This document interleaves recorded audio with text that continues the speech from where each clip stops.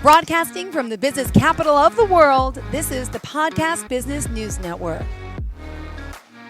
We are excited to have Syl Sabastian joining us here again, our professional of the year, the founder and creator of Nobelia.org, the Way of Impeccability, and Moreness-Project. He's here helping change so many people's lives as an author, as a poet, as an amazing man who really believes in moreness and helping so many with his self-change Yes. and life-changing programs. Hi, Syl. How are you? Yes. Hello, Jill. Hello, Jill. Happy to be back. Happy to be back. Happy to be here with you.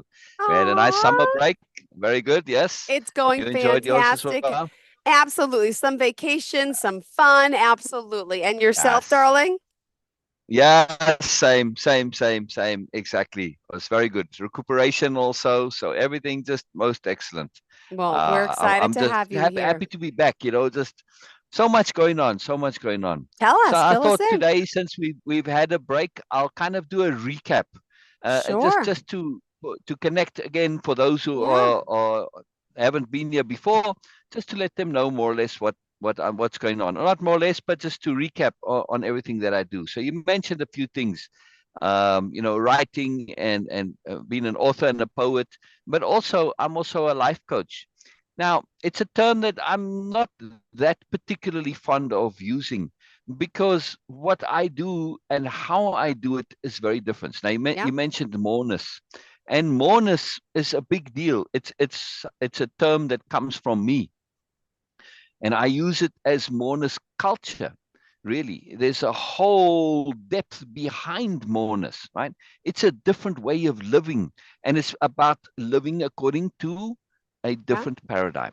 We live in the superiority paradigm, which is all about hierarchy and ranking, and pulling up down those above you and pushing down those below you, and looking to get status and recognition and all of this stuff, Yeah. right? And always competing with everybody.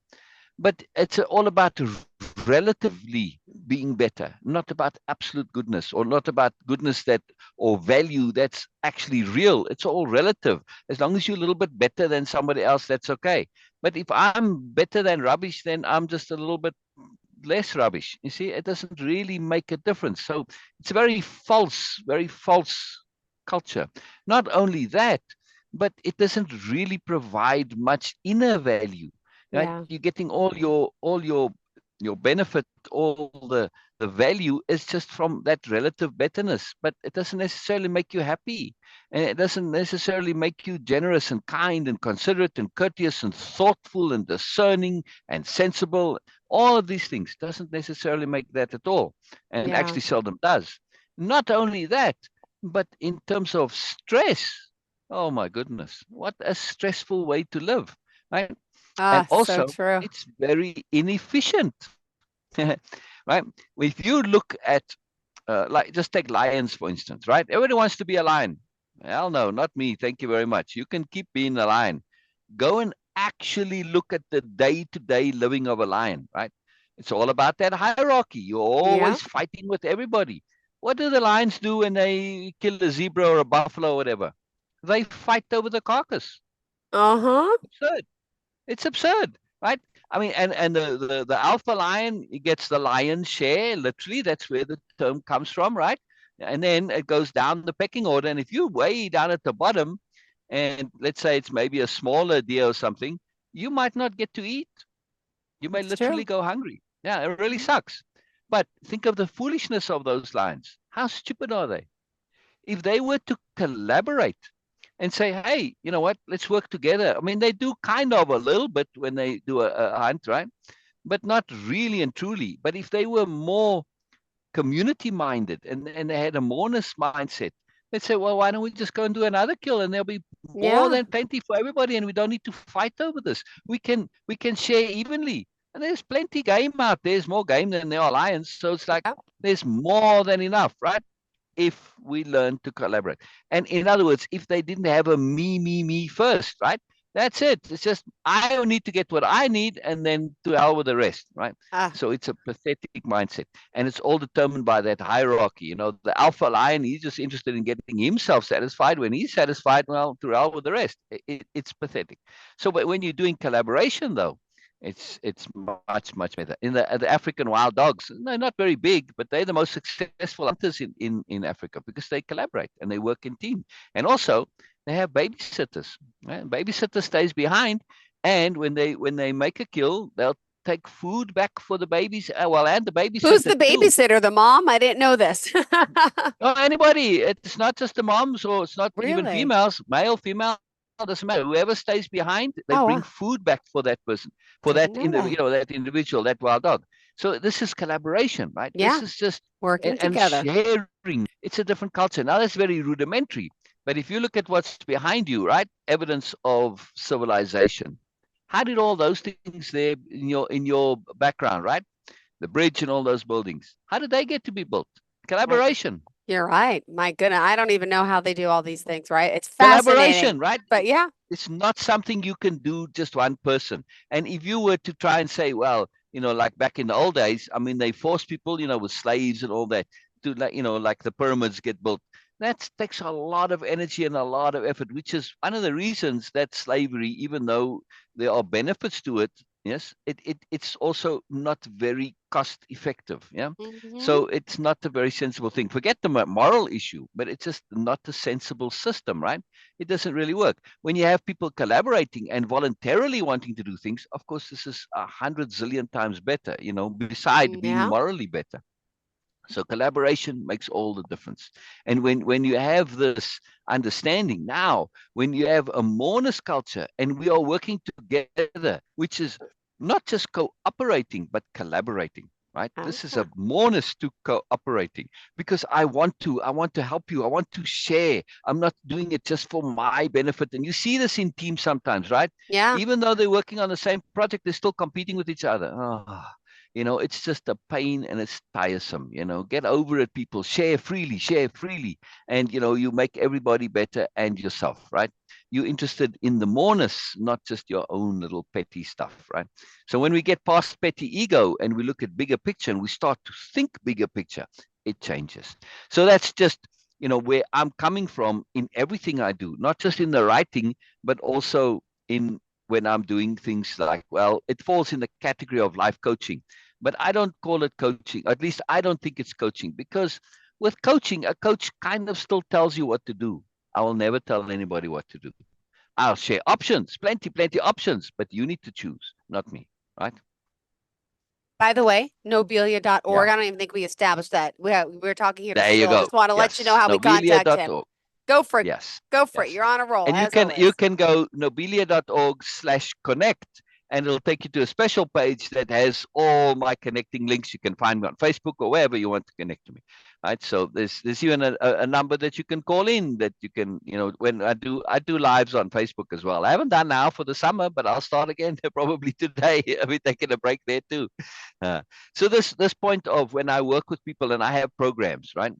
The main one is called Way-of-Impeccability. It's a very, very comprehensive, detailed life change and self-change program. This is serious stuff, right? This is if you're now really interested in changing, actually changing your life, not just thinking you're going to change, not just believing you change, not just wishing you're going to change, not just getting a bunch of band-aid things which make you feel good for a week or two or a weekend or a month or whatever, and then it all no, actual, real lasting change. That's very important. That lasting change. Now, I say lasting, you say lasting, but I'll say it both ways, right?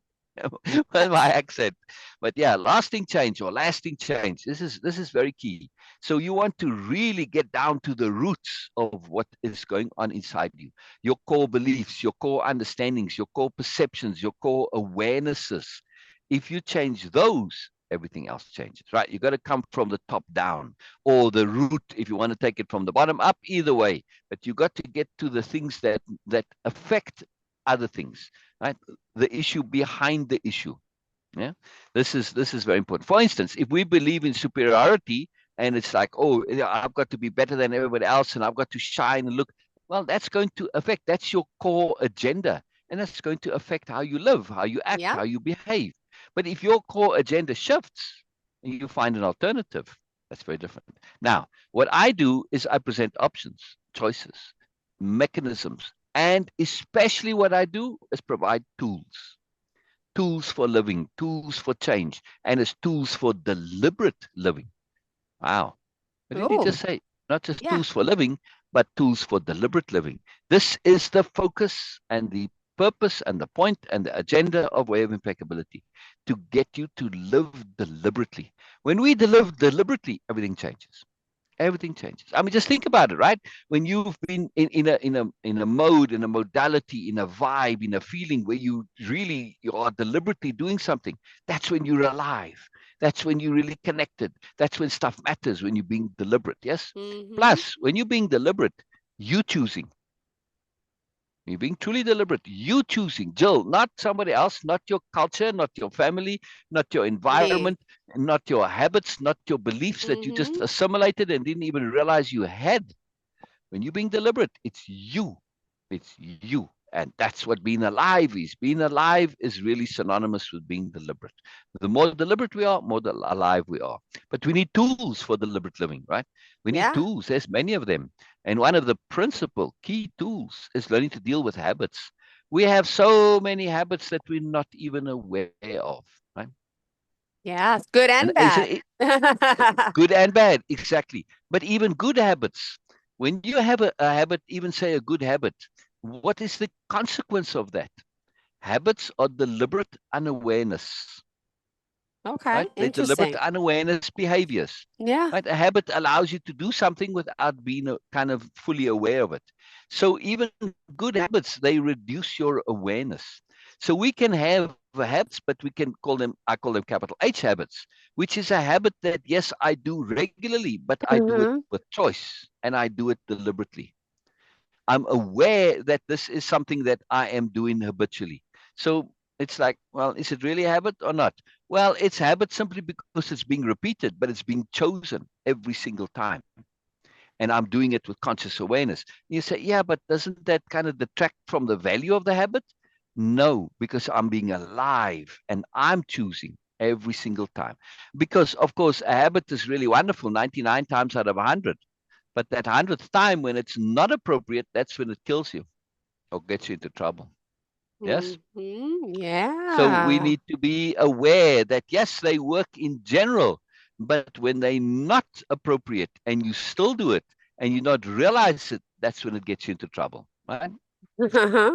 Oh my gosh. I mean, You don't want I'm trouble. talking about like real literal trouble. If you look at people who get into accidents, or especially victims of crime, for instance, right? They're doing the same things. And then they'll always say, by the time I realized what was going on, it was too late because it's kind of what I was always doing and it was so usual, right?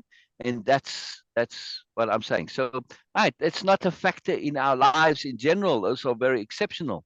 But we can get into trouble in very simple ways, just in our relationships, in our work, in our jobs, just by doing things that are uh, following a pattern. And that when things change, we're not able to adapt, right? So we need to have that ability to be appropriate. And appropriateness means we need to be flexible and fluid and adaptive, yes, and have that awareness to be able to shift because life doesn't stay the same, right? It changes all the time. I mean, you might as well say life is change, yeah. And if you are not connected to change, at some point you're going to find yourself left behind. And that's difficult, especially for most people. If you start to feel behind, you start to resent change because change now is going to put the pressure on you. You're going to be where in your bubble from back then, and change is saying, no, you need to change. But you're so far behind that change becomes stressful and onerous. And that is a big deal for people. And then they start to resist change. And of course, it never works, right? They want to wind the clock back. They want to go back in time, all of this. It doesn't work. It cannot work. It cannot work, right? Because change is moreness. And who wants to give up moreness, right? Growth. We growing, we evolving, we adapting, we shifting, we moving. So we have to learn how to be able to change and change fluidly, change easily, change without stress, right? And those are the tools of living, that tools of deliberate living. This is what Way of Impeccability is all about. Plus, there's Plus, another big deal. Oh, there's always more. With me, there's always more, right? Now, we don't want to just live deliberately because I could be a deliberate criminal, which maybe make me a good criminal, yes? They say, well, no, I don't want to be a deliberate criminal. No, Huh? no, you So don't. No, no. impeccability is also about living in such a way that you will never, Amber, ever have one single regret. Not how possible. did you get all this wiseness, Syl? Every time we speak, you're always teaching me something, You let know alone our how? listeners. You But know how, really, Joe? By applying the two fundamental yeah, core tools of way of impeccability. Just two yeah, of them. Just two. First one is thinking things through to the end. yeah. See, when you write it, it's all with hyphens and each one is capitalized, thinking things through. But to the end is all caps because you got to shout it. It's thinking things through to the end, right? It's very emphasized. That to the end makes all the difference, right? And Mm-hmm. that's what I've been doing this all my life since age 10. But, at age 11, I was thinking about death, really, really thinking Yeah. about death, Ah, just everything about death. The takeaway that I had from that was that time is precious, right? Time is absolutely precious. So as a consequence, I was thinking about things because at age 10, I started on a journey of understanding what awareness was, right? yeah. It's a long story and I've shared it before. Mm-hmm. So I was trying to figure out what awareness was. And at first, my first encounter with this understanding of awareness was to be absolutely horrified at how unaware I am. So my whole life has been living with an acute awareness of my unawareness, which, of course, the more you become aware of your unawareness, the more sensible and the more you learn, the more you grow, the more tools you develop. So it's very useful. So you ask how? It's just a lifetime of paying attention to this, right? And thinking it through to the end. So what happened was I was thinking things through, and then I was like, wow, okay, that's good, but I never finished the thinking. So, the next day or the week later, I said, wow, you know what? I was thinking about this before, and now I'm thinking about it again. It's still unresolved. Yeah, because I didn't finish it to the end. When you take it to the end, you resolve it. Now, that doesn't mean you solve it, it just means you resolve it. In other words, take a detective, right? And they have a case. If they follow every single lead and they come to a dead end, they've been absolutely impeccable. They've done every bit of research. They've followed through on every lead. They've gone and interviewed whoever they can. They've done absolutely everything they can, and they come to that dead end. They put that file. It becomes a cold case, right? It is resolved for the detective. It's not solved, but it's resolved. Yes. The detective is internally resolved. I've done everything I can. I can't do anymore. Fine. It's a cold case now. If something new comes up, then we'll open it again and carry on. But in the meantime, I'm at peace. I'm okay with it. I'm resolved. See, that's resolved rather than solved. The two are very different. Yeah. So when we apply this with our thinking, when we go all the way to that point where I say, I can't think any further, right? Fine. I might not have solved the issue, but I'm resolved.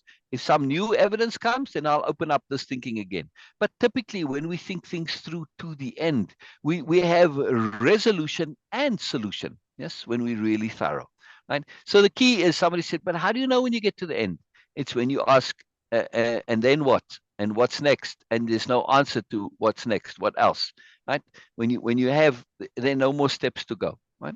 And this is very key. So that's, you asked how I get the sensibility. I don't think that I've got anything special going for me, except these two qualities. The first one Ah, is just being really, really thorough, right? yes. Which is thinking things through to the end, thoroughness, right? And being diligent and being disciplined to Mm-hmm. be thorough. And those are the tools of way of impeccability. Yes. Yep. So one of the definitions of impeccability is to be thorough, to be scrupulous, to be diligent, to be Mm-hmm. conscientious, right? And conscientious also in the full meaning of conscientious. Would But be. that's what. First tool, thinking things through to the end. Second tool is perspective shifting to multiple perspectives, right? Multiple. Not just going from one to the other, right? In other words, going from black to white and from white to black. Yeah. Where are all the colors, people? Yeah. I hear people say, oh, I'm a black and white thinker. And I say, oh, I'm sorry to hear that. And they're like, huh? I say, yeah, you're missing out on all the colors. And they say it with great pride that I'm a black and white thinker. Yes.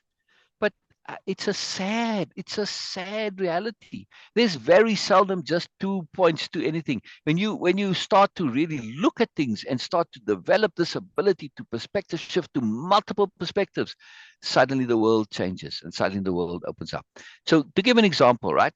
If I want to look at view a house, but the realtor didn't leave me the key, and I've got to look through the windows to see the house, right? To figure it out. If I only look through one or two windows, am I going to get a good idea of what the inside of that house is?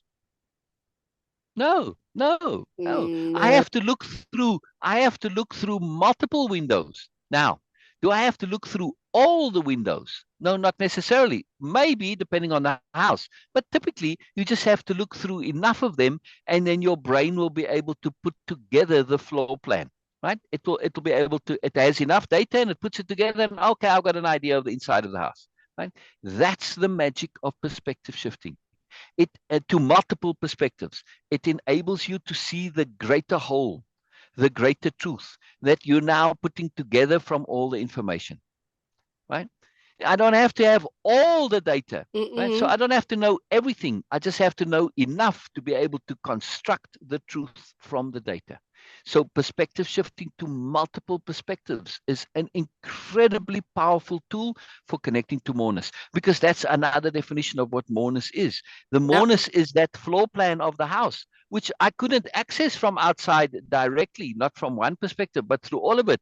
I'm now getting a whole that's greater than the sum of the parts. In other words, that's Moreness, right? It's a fantastic thing, Moreness. So this perspective shifting to multiple perspectives, it enables us to connect to truth and to understanding and value that isn't ordinarily accessible to us. But through perspective shifting to multiple perspectives, it is an incredible value. And of course, the ability to perspective shift, it's creativity as well, right? Yeah. So whenever you Wow. engaged in anything creative, that's it. When you learn to perspective shift to multiple perspectives, you get this alternative ways of doing things, other angles, other options. Now, those other options may or may not be of value, but sometimes they are, of course.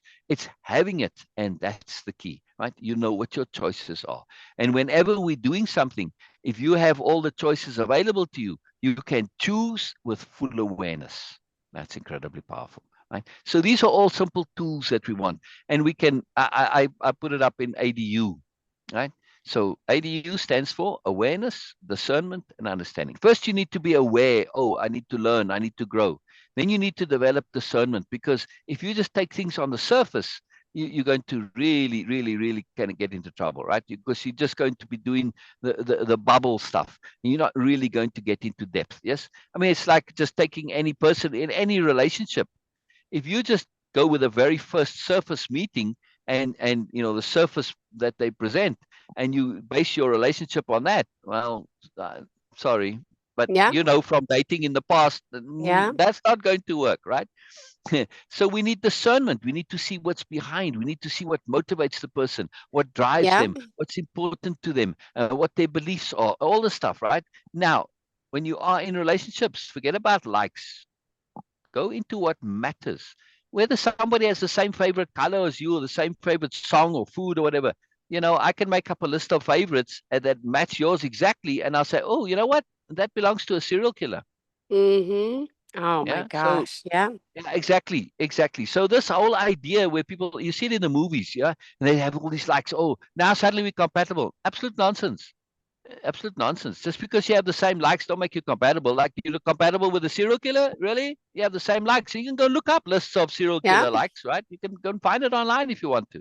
So what matters, you need to have the same core beliefs. You have to have the same motivation, the same drive, the things that really matter to you. Yeah. For instance, if you don't care about animals and your spouse really does, that's a problem. If you That kind of like, is. well, you don't care, whatever happens, and so what? But the other person, like, they really get bothered with things that happen.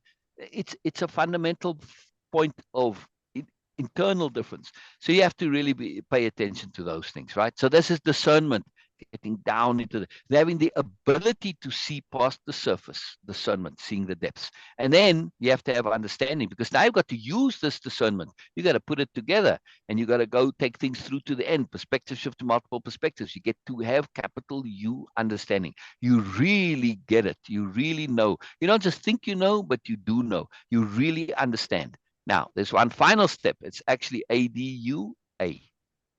Because you got to take that UA. Okay. awareness, that discernment, that understanding, and you've got to apply it. Because without application, it's all meaningless. So is. Nobelia.org. Check me out. Nobelia.org. Check me out. I'm watching the time. So that was a good You time. are on fire as always. By the way, speaking of fire, you're in Arizona. How hot is it there? 28 degrees right now, so not too bad. Wow. Yeah, but All it right. has been getting up into the 40s, like 41 degrees Oh my in the day. goodness. Oh my Yeah, goodness. so it Well, has we been are hot. However, honored. I have a friend on the other side of the world, and yesterday it went up to 49 degrees Celsius. Now, I don't know what that is in Fahrenheit, but that's probably like 110, 112, 115, somewhere over Oh there. my goodness. Yeah, Wow. I mean, it's absurdly hot, 49 degrees, absurdly Oh hot. my Yeah. goodness. Well, we Yeah. appreciate your time here. As always, Moreness, reach out, Yes. Nobelia.org. And thank Yes. you for your time, Syl. Pleasure to Yes. have you Oh, pleasure, back. pleasure. And anybody can connect to me. I have openings. People can come and do the programs if they want to. So I'm available for all sorts of things. Not just the programs, but consulting, whatever. I call it personal consulting. I don't care for coaching. I like personal consulting better. All right. Thank you so much. Pleasure to have you. And you have a fantastic day. Looking forward You to too. next You week too. again, Syl. Bye bye. Yes. Bye Thank bye, you, hun. Jill.